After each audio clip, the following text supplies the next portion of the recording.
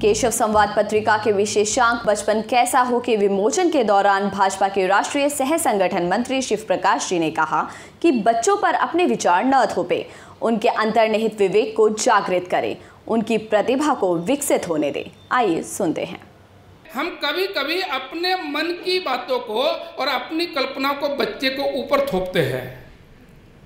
ये Margaret Mead विदेशी दार्शनिक कहते हैं कि बच्चों को यह सिखाना चाहिए कि वो कैसे सोचे, ये सिखाने की आवश्यकता नहीं है कि वो क्या सोचे।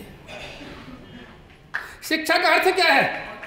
तो शिक्षा का अर्थ भी यह है कि हम उसको जानकारियों का बोझ लादने के बजाय उसके स्वयं अंतर्निहित गुणों का विकास हो। उसको यदि हम विकसित करें, हमारे मन में क्या है जो मुझको आता है वो उसके अंदर जबरदस्ती डाल दिया जाए।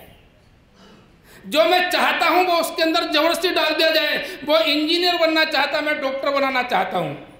वो फिल्म कलाकार बनना चाहता है और मैं उसको जबरदस्ती लेखक बनाना चाहता हूं। ये नहीं, उसके अंदर की जो प्रतिभा है उस प्रतिभा को विकसित होने का अवसर दिया जाए और वो प्रतिभा सम्यक दिशा में काम करे और ठीक दिशा में काम करे। इसका संस्कार ये हमको देने की आवश्यकता है। और यदि देना है तो कैसे देना?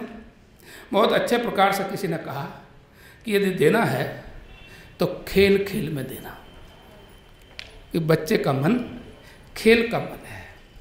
अब हमारी भारतीय संस्कृति की विशेषता क्या है? खेल खेल में हम क्या सिखाते हैं? तो आपको सिखाना क्या है? तो हमने खेल खेला है, आप सब खेलते हैं, महिला पुरुष सब खेलते हैं। वो खेल है कबड्डी। कबड्डी खेल है, लेकिन जब कबड्डी खेलते समय पर एक जाता है कबड्डी भरने के लिए, वो मारकर आता है, वापस आता है तो कहते एक मर गया।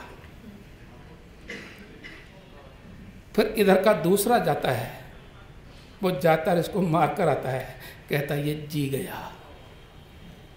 ये जीवन और मरण क्या है? तो जीवन मरण है।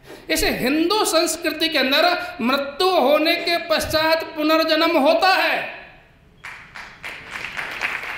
यह जो संस्कार है ये इस कबड्डी के खेल से हमको बचपन में मिल जाता है। इसको कहीं से सिखाने की आवश्यकता नहीं, गीता पढ़ाने की आवश्यकता नहीं है। और इसलिए केवल शरीर बलिष्ठ नहीं होता। ये जो भारतीय खेलों की विशेषता है जो क्रिकेट नहीं दे सकती। क्रिकेट से स्फूर्ति आ सकती है, शरीर की क्षमता विकसित हो सकती है, लेकिन पुनर्जन्म का सिद्धांत क्रिकेट नहीं दे सकती।